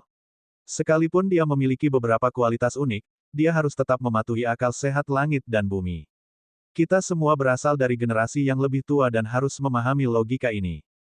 Tetapi, yang mengejutkannya, Zhu Qianjue menggelengkan kepalanya lagi. Pedang itu akan membuat kesalahan, bukan karena dia naif, tapi karena dia meremehkan pohon buah jiwa kuno. Kenangnya, ketika pohon buah jiwa kuno tiba di gerbang Dewa Xiaohu, pohon itu sudah hidup selama 2000 tahun. Ditambah 1000 tahun yang dimilikinya sekarang, itu berarti 3000 tahun. Bada, kali ini, giliran Jenderal Pedang yang memasang ekspresi kaku. Nenek moyang berkata, energi mental Xia Qingchen lebih kuat dari ya. Setan pohon berumur 3000 tahun. Mungkin sama, kata Zhu Qianjue tidak yakin. Energi mental pada tingkat yang sama juga dapat membangkitkan pohon buah jiwa kuno. Bang! Terjadi ledakan keras. Pohon buah jiwa kuno berjalan di depan Xia Qingchen dengan langkah besar. Batangnya yang kuno dan tinggi sangat bengkok. Jika dibandingkan dengan manusia, itu akan menjadi, membungkuk dan memberi hormat. Gemerisik, gemerisik, gemerisik. Pada saat yang sama, puncak pohon buah jiwa kuno bergoyang tanpa henti, dan pohon buah jiwa kuno tumbang satu demi satu. Mereka semua mendarat di sekitar kaki Xia Qingchen. Dari kelihatannya, pohon buah jiwa kuno sebenarnya mencoba menjilat Xia Qingchen. Kaca, karena keterkejutannya, kursi berlengan yang diduduki Zhu Qianjue hancur. Dia menatap pohon buah jiwa kuno dengan ngeri. Pohon buah jiwa kuno telah memperlakukan leluhurnya dengan setara bahkan ketika dia menyelamatkannya. Kapan dia pernah membungkuk serendah itu? Siapa sebenarnya Xia Qingchen? Apakah dia ahli bidang matahari? Atau apakah itu berasal dari para dewa di atas 9 surga? Dia selalu berpikir bahwa Xia Qingchen hanyalah seorang ahli dunia lain yang lebih tinggi darinya. Dia juga berulang kali memperingatkan anggota klannya bahwa mereka tidak memahami Xia Qingchen sama sekali. Ternyata dia juga tidak memahaminya. Ekspresi Xia Qingchen tenang saat dia berkata, tidak banyak orang yang bisa mengenaliku, dan kamu adalah salah satunya. Ketika dia memetik buah jiwa kuno, dia telah mengungkapkan kekuatan rohaninya. Buah jiwa kuno harus bisa mengenalinya. Itu dari mantan raja para dewa. Itu sebabnya dia bersikap seperti itu. Tentu saja, ini sesuai ekspektasinya, jadi dia menolak menjadi orang pertama yang memetik buah jiwa kuno 2 kali. Berdesir, pohon buah jiwa kuno semakin membungkuk. Baru sekarang Xia Qingchen menemukan bahwa ada lubang kecil berwarna hitam pekat di belakang pohon buah jiwa kuno, dan bekas serutan kayu dapat terlihat. Ada serangga di tubuhmu yang perlu aku singkirkan. Xia Qingchen mengerti maksudnya. Mahkota pohon buah jiwa kuno berdesir, artinya ya. Xia Qingchen melirik ke arah pintu masuk gua dan berkata, membasmi serangga itu tidak masalah, tapi aku tidak punya waktu sekarang. Jika kamu mampu menunggu, aku akan kembali setelah perjalanan bulan langit. Serangga di dalamnya adalah serangga iblis yang mahir dalam energi mental. Untuk membersihkannya, menghancurkannya membutuhkan banyak usaha. Pohon buah jiwa kuno dengan gembira menggoyangkan mahkotanya, dan sehelai daun berwarna zamrud jatuh darinya. Daun ini adalah sesuatu yang diberikan oleh pohon buah jiwa kuno sebagai hadiah. Itu adalah inti dari pohon buah jiwa kuno. Xia Qingchen mengambilnya. Pada akhirnya, dia menemukan bahwa daun zamrud yang tampak ringan itu sebenarnya sangat berat. Dia harus menggunakan seluruh kekuatannya untuk mengangkatnya dari tanah. Barang bagus. Xia Qingchen segera berpikir bahwa dia bisa menggunakan beratnya untuk mengembangkan teknik gerakannya. Teknik gerakan 800 kaki per langkahnya saat ini sudah sebanding dengan ahli astral besar awal. Hanya sedikit orang dengan tingkat kultivasi yang sama yang bisa menandinginya. Namun, karena masih ada peluang baginya untuk berkembang, mengapa tidak mencobanya? Saya akan menerima ini. Tunggu dengan sabar sampai saya kembali. Xia Qingchen memasukkan daun itu ke dalam penyimpanan spasialnya. Pohon buah jiwa kuno dipenuhi rasa syukur saat kembali ke posisi semula. Semua orang menatap pohon buah jiwa kuno dengan bingung.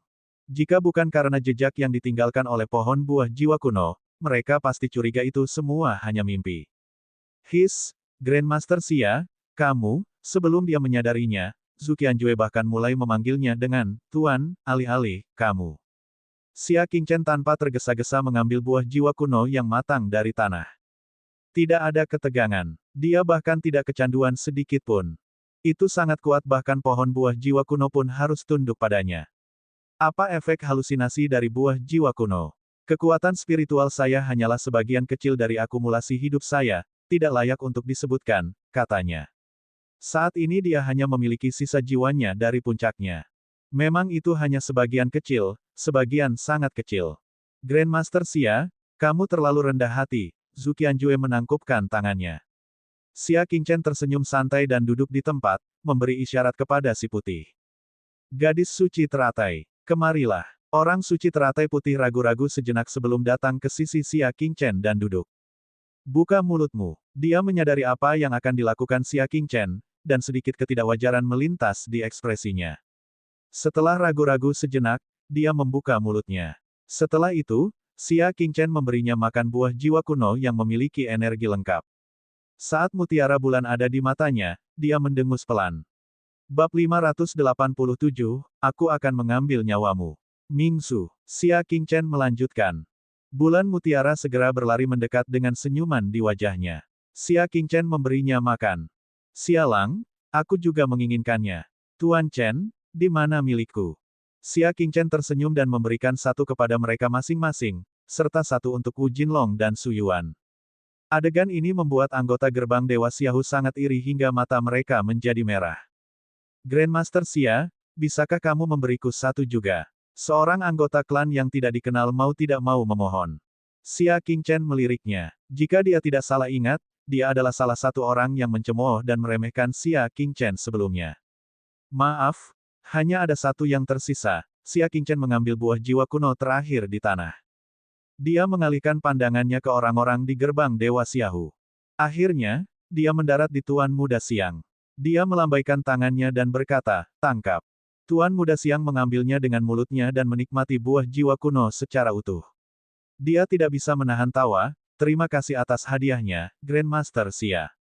Para anggota klan gerbang surgawi Xiahu mulai memakan buah jiwa kuno yang mereka peroleh sambil menghela nafas dan menggerutu. Xiahu Jie melirik buah jiwa kuno dengan 70% esensi di tangannya, lalu pada kelompok 5 Xia Qingchen, serta Xiahu Xiang, yang jauh lebih rendah darinya. Ekspresinya suram. Pada saat ini, dia harus mengakui bahwa dia telah melewatkan kesempatan besar untuk menerobos bagi seorang wanita. Jika dia tidak bermusuhan dengan Xia Qingchen, mengingat pikirannya yang licik, tidak akan sulit baginya untuk berteman dengan Xia Qingchen. Sayangnya, tidak ada pertanyaan jika. Xiahu Jie menelan buah jiwa kuno dan mengertakkan gigi. Tidak masalah. Bahkan jika kamu makan 10, kamu tidak akan bisa mengambil nyawaku. Jejak kekejaman muncul di sudut matanya. Setiap orang memasuki kondisi kultivasi. Sang Patriark dan para petinggi lainnya menyaksikan dengan diam. Jenderal Pedang dengan penuh perhatian memerintahkan para pelayan untuk membawakan teh spiritual klan. Patriark, itu akan menjadi Skymoon dalam beberapa hari. Banyak ahli berkumpul di Xiahu. Jenderal Saber menawarkan secangkir teh spiritual dan berkata. Zhu Qianjue mengambilnya dan menyesapnya. Dia berkata dengan tenang, siapa lagi yang berani menimbulkan masalah di Xiahu? Penerbangan Skymoon diprakarsai oleh Kuil Shen. Acara tersebut diadakan di sebuah tempat bernama air terjun tebing pecah di Xiahu. Itu benar, kata Jenderal Saber. Namun, untuk berjaga-jaga, saya masih akan mengirim lebih banyak orang untuk menjaga gerbang Dewa Xiahu. Lanjutkan, Zhu Qianjue tidak keberatan. Tidak lama kemudian, orang-orang yang sedang berkultivasi bangun satu demi satu. Xia Houji perlahan membuka matanya, dan cahaya terang di matanya tertahan. Dia telah berhasil menembus transformasi ke-7 tingkat bintang menengah. Kekuatannya meningkat pesat. Dia melirik Xia Qingchen, yang masih mengasingkan diri, dan tersenyum. Mereka ingin mengambil nyawanya. Dalam mimpimu, setelah setengah cangkir waktu minum teh, Xia Qingchen dan yang lainnya terbangun satu demi satu. Tanpa kecuali, budidaya mereka semuanya telah menembus 2 tingkat. Dia mendapatkan keinginannya dan maju dari 4 transformasi posisi bintang tengah ke 6 transformasi posisi bintang tengah. Yu Qingyang. Xia Qingchen mengibaskan jubahnya dan berdiri. Energinya beredar. Debu naik dan dedaunan berguguran. Seolah-olah pedang kuno yang tertutup debu telah terhunus dalam sekejap. Ketajaman yang tak terlihat dilepaskan. Dia menutup matanya dan menghunus pedangnya tanpa suara. Dia mengarahkannya ke Xia Houji, yang berada di samping, dan berkata dengan dingin, buah jiwa kuno telah berakhir. Waktu untuk mengambil nyawa Xia Houji telah tiba. Xia Houji sedang duduk di bawah naungan pohon. Setelah melihat ini, dia berdiri kaget dan melangkah maju sambil tersenyum. Aku akan membiarkanmu bersikap tidak masuk akal kali ini, ayo. Jika kamu memiliki kekuatan untuk membunuhku, aku akan menawarkan leherku dan membiarkanmu memenggal kepalaku. Dia tertawa. Kekuatan bintangnya pada transformasi ke-6 tingkat bintang menengah meletus seperti gunung berapi dan terungkap untuk pertama kalinya. Selama bertahun-tahun, dia telah bertahan dan bertekad untuk tidak mengungkapkan kultivasi aslinya kepada dunia luar. Sekarang, gunung itu sedang meletus. Xia Qingchen mungkin ketakutan. Mungkin, Xia Qingchen berpikir bahwa dia hanyalah seorang sutera yang bodoh dan tidak kompeten. Tetapi, Xia Houji tidak melihat keterkejutan apapun di wajah Xia Qingchen. Yang dia miliki hanyalah ketidakpedulian dan kekejaman dalam menghadapi orang mati. Lakukan yang terbaik dan hargai beberapa nyawa yang tersisa. Xia Qingchen memegang gagang pedangnya, dan matanya terbuka sedikit demi sedikit. Matanya yang dalam sedingin langit berbintang. Kamu tidak dapat melakukan apapun padaku bahkan jika aku tidak menggunakan kekuatan penuhku, Xia Houji terkekeh. Dia meraih pinggangnya dan mengeluarkan pisau perak panjang. Ternyata dia juga jago dalam teknik pedang. Ini adalah masalah hidup dan mati, jadi saya tidak akan bersikap sopan. Xia Houji menyerang lebih dulu. Teknik gerakannya juga meledak seketika, mencapai 600 kaki dengan satu langkah. Level bintang menengah dianggap sebagai level puncak. Pedang pembunuh naga. Pedang perak di tangannya memancarkan api perak yang pekat. Bersamaan dengan pedang Qi, api keluar seperti naga perak. Ketiga Jenderal Surgawi tercengang. Teknik berharga membunuh naga tingkat ketiga. Kapan Xia Houji mengembangkan teknik pedangnya hingga tingkat yang begitu mendalam? Ketiga Jenderal Dewa memuji. Keterampilan rahasia ini adalah salah satu dari sedikit keterampilan bela diri tingkat tinggi di gerbang Dewa Xiaohu. Meskipun kekuatannya tidak dapat diprediksi, namun sangat sulit untuk dikembangkan. Dalam sejarah, hanya ada kurang dari 5 orang yang telah mengembangkannya hingga ke lingkaran besar tahap ketiga. Sungguh mengejutkan bahwa Xia Houji telah berkultivasi hingga tingkat seperti itu tanpa mengeluarkan suara. Sayang sekali, desah Zhu Qianjue, dia seharusnya menjadi seniman bela diri yang baik. Dia seharusnya tidak memprovokasi Xia Qingchen. Tapi anggota klan biasa tidak berpikir demikian. Xia Houji telah mengungkapkan semua kekuatan tersembunyinya sejak awal. Xia Qingchen itu tidak akan begitu takut hingga dia melarikan diri, bukan? Seorang tetua terkekeh. Ekspresinya menunjukkan kebanggaan. Xia Qingchen tentu saja tidak lari.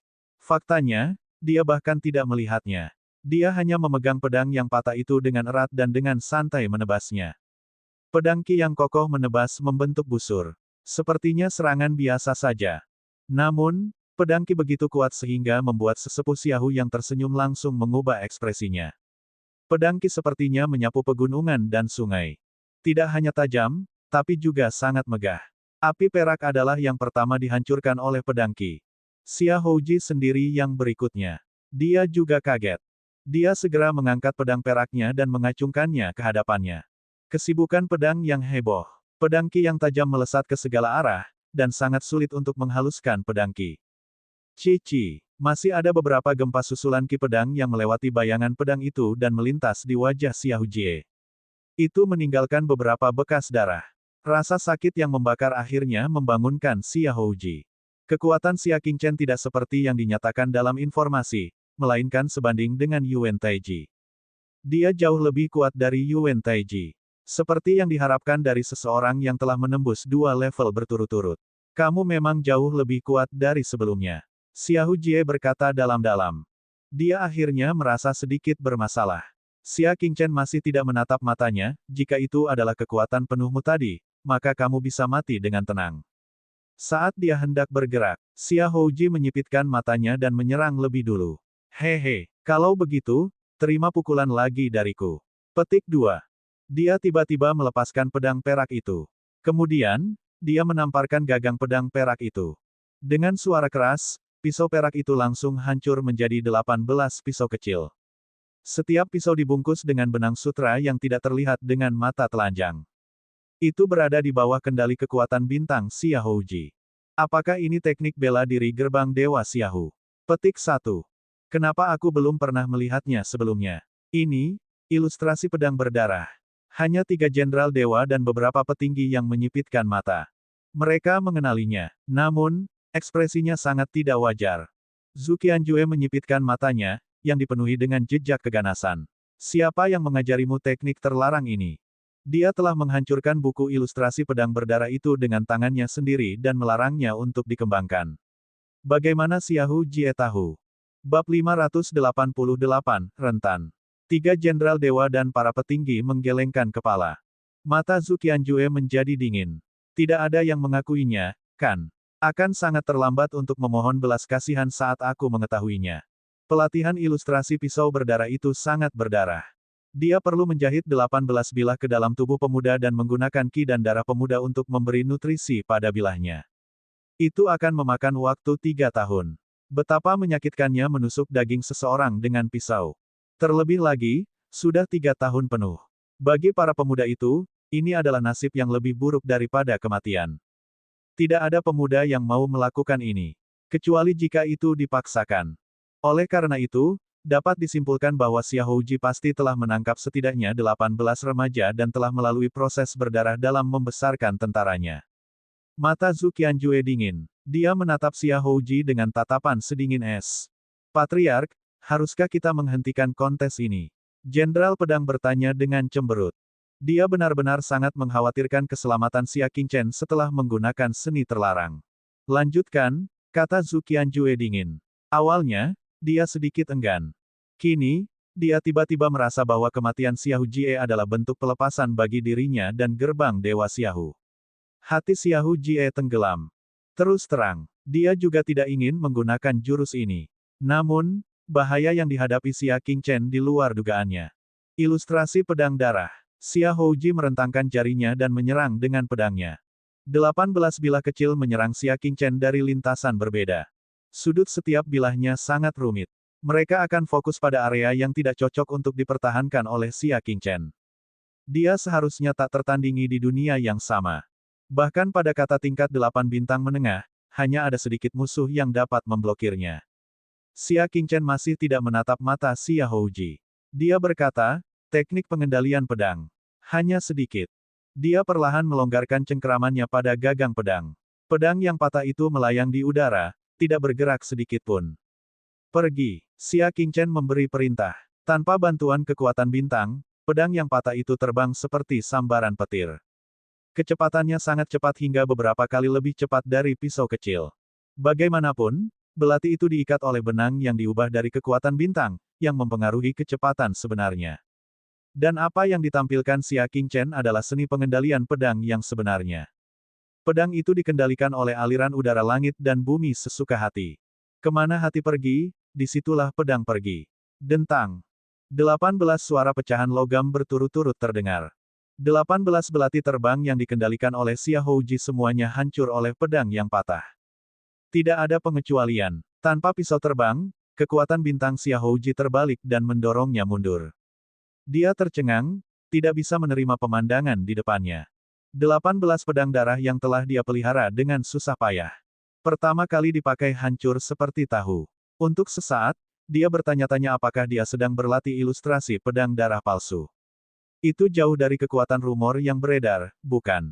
Suara mendesing. Momentum pedang patah itu tidak melambat dan langsung mengarah ke wajah Xiahou Jie untuk merenggut nyawanya. Xia Houji bahkan menggunakan teknik bela diri terlarang yang tersembunyi. Jelas sekali bahwa dia telah dikalahkan sepenuhnya. Dia tidak lagi memiliki kekuatan untuk melawan. Tetapi, tidak banyak kepanikan di mata Xiahou Jie. Sebaliknya, dia dengan tenang mengeluarkan segel perunggu besar dari dadanya. Segel itu sangat biasa dan bukan artefak nirwana. Namun, Xia Qingchen tiba-tiba berhenti. Pedang yang patah itu tergantung di udara. Ujung pedangnya hanya berjarak 3 inci dari ujung hidung Xiahou Jie. Karena, Xia Qingchen melihat beberapa kata di bagian bawah segel. Stempel Jenderal Besar Pangkat Kuda Besi. Itu adalah stempel militer ayah Zhang Lianxing, Zhang Wangya. Dia menyimpan rahasia dan tidak pernah lepas dari pandangannya. Segel itu jatuh ke tangan Xiahou Jie. Apakah ada kebutuhan untuk bertanya tentang situasi Zhang Wangya?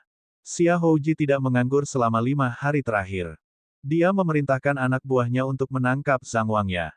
Jika dia bukan tandingan Xia Qingchen, dia bisa menggunakan ini untuk mengancamnya. Xiahou Jie hanya membuka segelnya sesaat sebelum segera menariknya kembali.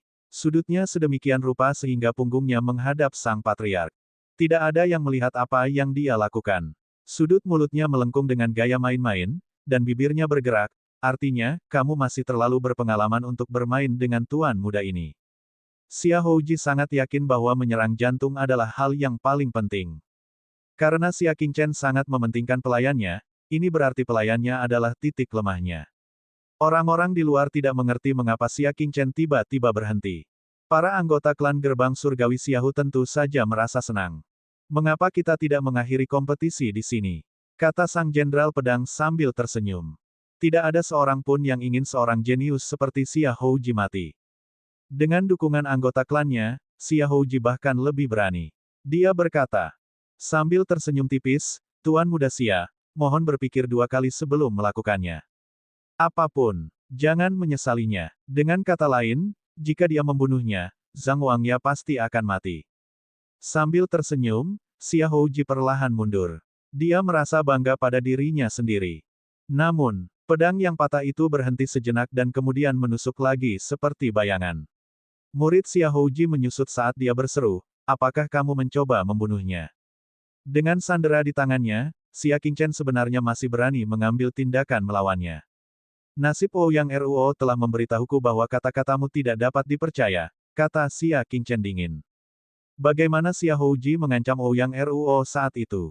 Dia telah menggunakan tunangannya untuk memaksa Ouyang Ruo mengarang kejahatan Xia Qingchen dan berjanji bahwa dia akan dibebaskan selama dia melakukan apa yang diperintahkan. Tapi hasilnya, Xiahou Jie tidak memiliki integritas untuk dibicarakan. Setelah menerima dakwaan, dia menarik kembali kata-katanya dan memerintahkan orang-orang untuk terus menangkap tunangannya. Dia bahkan berencana memotong lengan Ouyang Ruo dengan kejam. Bagaimana dia bisa mempercayai perkataan orang seperti itu? Dia takut saat dia melepaskannya, dia akan segera memberikan perintah untuk mengeksekusi Zhang Wangya sebagai balas dendam terhadap Xia Qingchen. Kamu telah sepenuhnya memutus jalan mundurmu sendiri. Xia Qingchen mengendalikan pedang terbangnya dan menikamnya dengan kejam. Jika aku mati, dia juga tidak akan hidup. Xiahou Jie terkejut. Sayangnya Xia Qingchen tidak diancam. Dia hanya akan mati jika kamu hidup. Sebaliknya, jika Anda mati, mereka yang mengikuti perintah Anda tidak akan menerima perintah tersebut, sehingga dia dapat bertahan. Xia Qingchen, yang telah mengetahui semuanya, tidak lagi ragu-ragu. Niat membunuhnya jelas. Xiahou Jie menjerit dan berlari ke arah nenek moyang sambil menangis minta ampun. Patriark, aku belum ingin mati. Tolong selamatkan saya. Saya sudah menyarankan Anda untuk memotong tangan Anda sendiri untuk menyelamatkan hidup Anda, kata Zhu Qianjue acuh tak acuh, kamulah yang bersikeras melakukannya. Xiahou Jie terlalu percaya diri dengan kekuatannya sendiri. Setelah mendengar ini, mata Xiahou Jie yang berkaca-kaca perlahan berbalik, dan dia segera menjatuhkan dirinya ke tanah dan menangis. Dia juga mengeluarkan kartu 2 roh dari artefak spasialnya. Satu diukir dengan Xiahou Fan, sedangkan yang lainnya diukir dengan bunga curen. Ayah ibu, putramu sangat menyedihkan, dia diburu di klan. Xiahou Jie memegang tablet peringatan itu dan menangis. Dia mencibir di dalam hatinya. Dia tidak percaya nenek moyang lama akan tetap bergeming. Seperti yang diharapkan, Zhu Qianjue merasa malu saat melihat 2 kartu spirit. Dia mengangkat jarinya dan menghentikan pedang yang patah itu. Grandmaster Xia, bisakah Anda memberi saya sedikit perhatian dan menyetujui permintaan saya sekali lagi? Baiklah. Xia Qingchen mencabut pedang patahnya. Tentu, Zhang Lianxing, pemarah, dan yang lainnya tertangkap basah. Tuan Chen, mengapa Anda setuju? Graji sangat tidak mau. Permintaan Zhu Qianjue adalah melepaskan Xia Houji. Bab 589 kebenaran terungkap. Melihat bahwa dia dapat membunuh orang ini dengan segera, mengapa dia harus melepaskannya? Zhang Lianxing juga sangat tidak mau menyerah, tercela. Dia menggunakan orang tuanya untuk mengancam nenek moyang Xiaohu di setiap saat kritis. Namun, dia harus mengakuinya. Taktik ini sangat efektif. Bagaimana mungkin Zhu Qianjue tidak tersentuh ketika dia mengeluarkan tablet peringatan orang tuanya? Xiaohu Jie ingin tertawa. Seperti yang diharapkan. Kematian orang tuanya saat itu menjadi senjata yang tidak pernah gagal. Selama dia menunjukkannya, leluhur lama akan menyerah.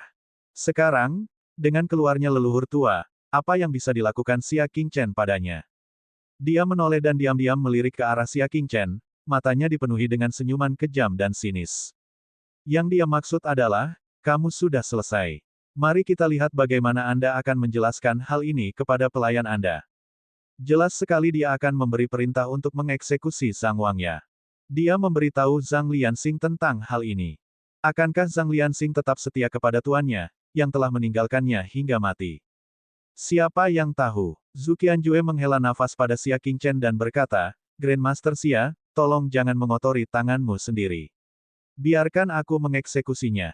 Apa? Wajah Xia Houji dengan cepat menegang, dan dia hampir tidak bisa meragukan telinganya. Xiaohu menjadi gempar. Xia Qingchen telah menyetujui permintaan leluhur, namun leluhur sebenarnya ingin mengeksekusi Xia Houji secara pribadi.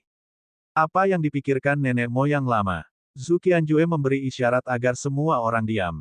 Dengan ekspresi berat, dia mengeluarkan setumpuk dokumen dan membagikannya kepada anggota klannya. Setelah mereka mengambil dan membacanya, semuanya memasang ekspresi rumit. Di situ tertulis semua kejahatan yang dilakukan Xia Houji selama bertahun-tahun. Beberapa hari yang lalu, sejauh 10 tahun yang lalu. Satu demi satu, mereka sangat detail.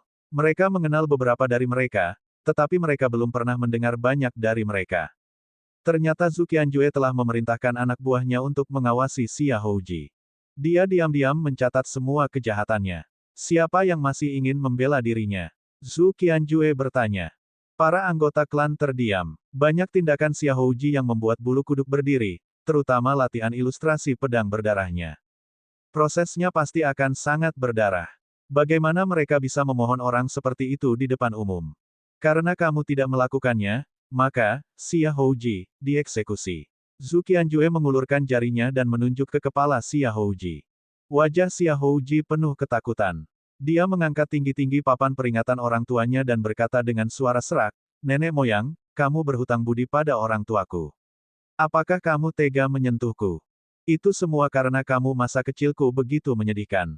Jika kamu membunuhku sekarang, bagaimana kamu akan menghadapi orang tuaku? Petik 1. Siapa yang tahu? Xia Qingchen melemparkan sebuah buku kecil ke hadapan Xia Houji. Halaman 3, baris 7. Xia Houji bingung dan membukanya. Saat dia membaca baris ke-7 di halaman ketiga, wajahnya menegang. Ada dua nama, salah satunya adalah Xiahou Fan dan yang lainnya adalah Chu Renhua. Mereka adalah orang tuanya. Apa maksudmu? Bagaimana bisa orang tua saya mencantumkan nama dalam hal ini? Mata Xia Houji berkedip karena sedikit panik. Terlihat dia sudah mengerti dan hanya berpura-pura bodoh. Xia Qingchen berbicara dengan acuh tak acuh, ini adalah daftar nama yang saya peroleh dari Du Yangxi. Nama-nama di dalamnya semuanya adalah mata-mata dari Danau Silversin.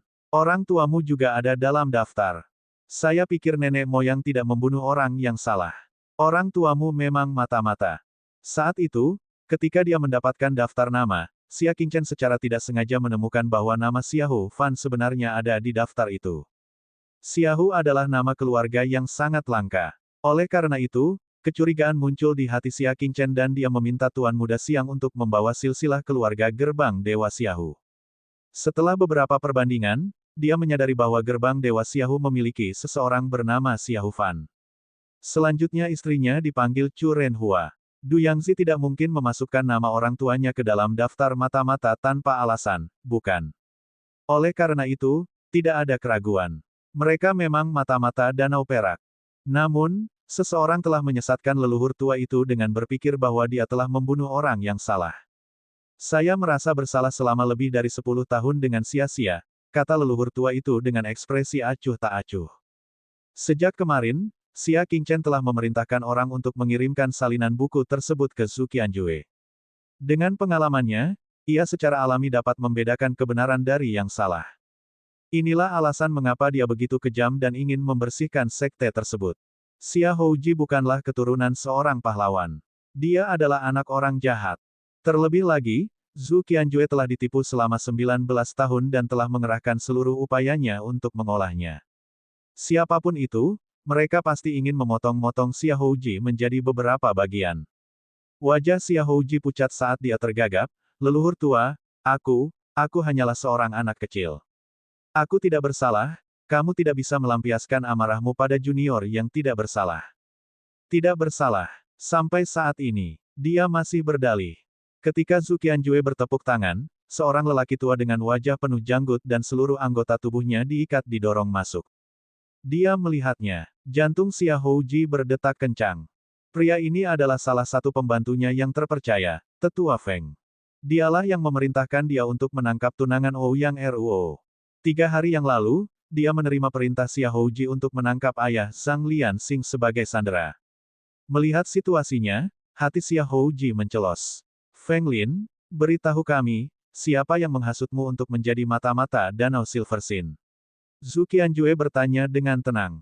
Ada juga anggota klan Xiahu di buku Xiahu Feng Lin. Zhu Qianjue telah mengatur agar dia menjaga Xia Houji. Dia tidak menyangka akan masuk dalam daftar tersebut. Menghadapi Zhu Qianjue, Xiahu Feng Lin menundukkan kepalanya karena malu.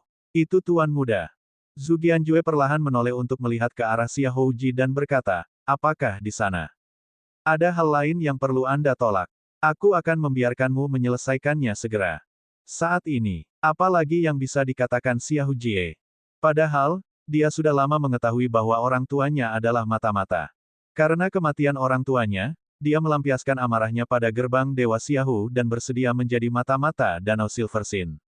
Selain itu, dengan bantuan mereka di tempat terbuka dan dalam kegelapan, tingkat budidayanya jauh melebihi anggota klannya. Namun, dia jelas tidak rela mati seperti ini.